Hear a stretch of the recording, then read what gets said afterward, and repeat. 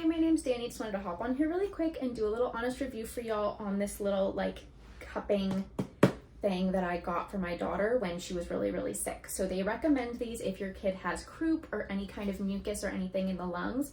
We personally used it. She had a really gnarly cold and we could hear the mucus in her chest, and she wasn't old enough to know how to cough it up on her own. So we would just use this and we would tap it all over her chest, tap it all over her back.